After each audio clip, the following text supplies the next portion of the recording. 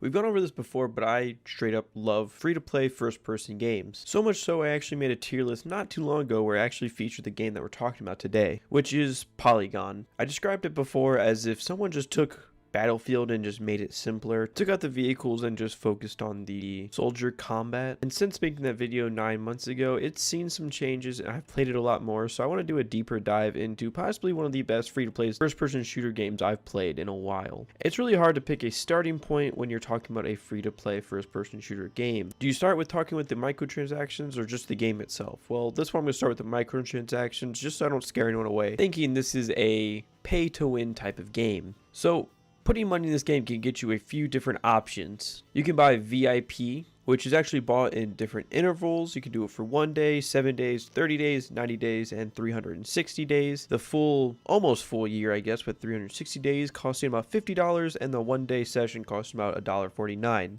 VIP will grant you 75 plus XP earned each match, 50% earned credits each match, and 30% XP earned for the battle pass, and the ability to create servers. The pricing for this is pretty tame, and I like that you can buy it in different intervals to try it out, and then if you're really hooked on it, you can just go full year. I also know you guys heard that magical word of battle pass, and yes, this game does have one. This battle pass, you're going to find various stuff like weapon skins and then in-game currency. You can also just straight up buy skins with the paid currency if you don't want to do the battle pass, and there are different skins in the battle pass, but if you just see a skin you like, you can also just pay for that as well. So the next thing you can do is you convert this paid currency into the free currency, which wouldn't be too much of an issue, but use that free currency to buy guns. Again, still not really that big of an issue because there's only one gun that kind of stands out amongst the rest, but we'll talk about that when we start talking about the guns. So overall, this game really isn't pay to win at all. Like I said, you can use money to get the main gun, the one gun that kind of sticks out amongst the rest, but for the most part, the guns that you start off with are actually pretty decent and you unlock them pretty quick.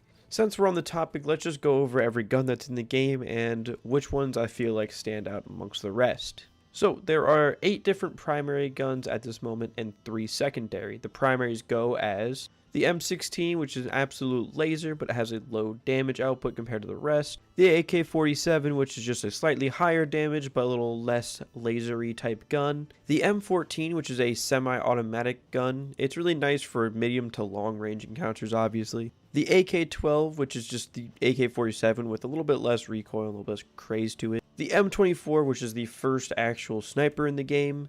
The Scar H, the VSS, the G36C, and the AK-74M. Now the one that sticks out is the VSS. It's a semi-automatic rifle, which is really well paired with the sniper scope and is really deadly at long and close range. It costs a shitload of free currency to buy. I'm already pretty close, but like I said, if you could just bypass that and get it yourself, you could easily have it pretty quick. But at the same time, you can only buy it once you reach level 15, I think. So at that point, if you just saved up your currency enough, you could still have it by the time you get that rank. Other than that, though, I feel like a lot of the guns sort of feel the same, but overall, that isn't a terrible thing because there's no guns that are straight up overpowered or just the preference to most players. I prefer the Scar H, but it has a very low ammo capacity, and if I'm playing a smaller map, I like to go with the AK-47 or even M16 if I want more spot-on shots. The M24, like I said, is the only real sniper in the game. It is a bolt-action sniper. It's fun to dick around with, but most maps I didn't really find myself using it that much. These secondaries, by the way, are the standard Colt 1911, which is what you start with, the Glock, which just has a bigger round, less damage, and then the revolver. So let's talk about the maps and game modes that you will be playing on these maps now. There is Metro, Valley, Crash Site, Storage, and Storage Night. So realistically, there's only 4 maps and 2 different game modes to play on these maps. You have Conquest, which is a 2 or 3 point capture, sort of like Domination from Call of Duty. You just hold points, and depending on how many points you have, your team will get a higher score than if you just had like 1 point. And then King of the Hill, which is just 1 point in the center of the map that the teams fight over and try to take control of. Metro is a very tight scale map. This is the only map that features King of the Hill. It seems like for the most part the go-to on most servers, and to be fair, if you want to just get in and get some quick action in this game, Metro is definitely the way to go. The biggest problem with Metro is how spawn campy it can get. If one team takes the control point and just keeps stomping you, they can just straight up camp your spawn and you're pretty much dead to rights at that point. Then there's Valley, which is a pretty big map, especially compared to Metro. It offers 3 different capture points, one in like a small motel type area, one in the middle of the valley and then one on top of like rocks on the valley. I actually really like this map. It's really cool. You can kind of pick which point you want to go after, and depending on what point you want to go after, it really depends on how your playstyle is going to be affected. My favorite two command points to go after are B and C, as they offer a very close range battle type, which is my favorite. A, which is really nice to have if you have a lot of snipers on your team, because it's on a bunch of rocks that overlook the whole map. It can get really frustrating if they have too many snipers, but overall not too bad. There's a lot of spots you can hide throughout the map to kind of pick them off one by one if you need to. Valley is definitely my preferred of the two bigger maps, which leads us to Crash Site. Crash Site is also a 3 conquest map. It's weird because all 3 of the points are actually in like the city locations, so I think it'd be a very close quarter type map. But almost to get to any of the command points, you have to take these long roads, and it just ends up becoming this kind of like pick-off fest. If you have 2 of the command points here, it's pretty safe to say you're going to win the battle, even if you get them at the very beginning. You can get real comfy and settle down in a nice camping spot and just hold your ground. This leads us to the last map, which is Storage.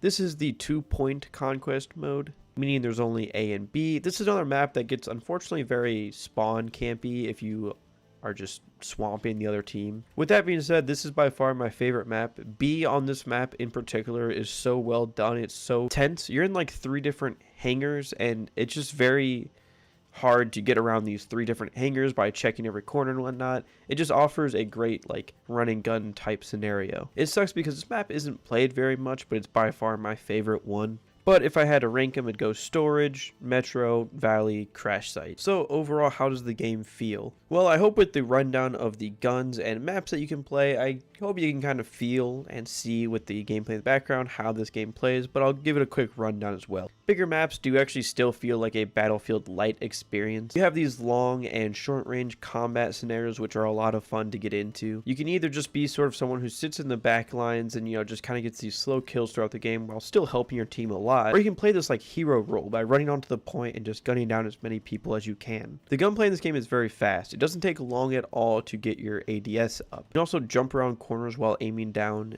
your sights. It's very smooth. I don't know if they plan on having that forever. I really hope they do, because like I said, it really does help mix the game up. By having these sort of like quick ADS situations, it really does promote both offensive and defensive types of gameplay. And this is where I end with sort of like a wish list for the developers.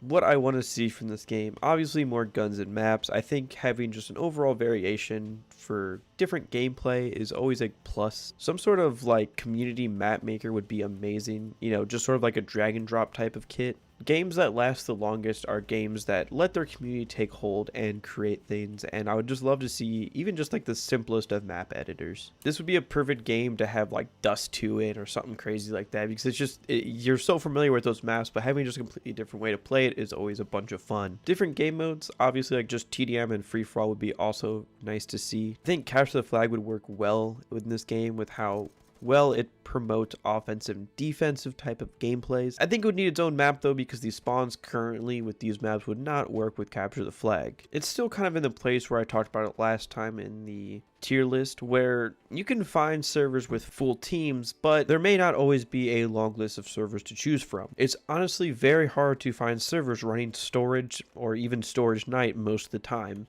And for a game that ceased development for a little bit, I'm surprised it ever got any attention from the devs. They saw the potential and they were able to put resources in to start bringing updates to the game, so I'd just love to see it thrive at least for a couple of years. This game is perfect just to blow a few hours into every night, just to sort of kill time. I love it for that specific reason. Well, either way, that's gonna do it for me. Let me know in the comments if you guys have either tried out Polygon or plan to try it out now. I hope to see more people in these servers. If you ever see me in the servers, go ahead and try not to shoot me and let me just go off. I would love that. But either way, I hope you enjoy this video, and I'll see you next time.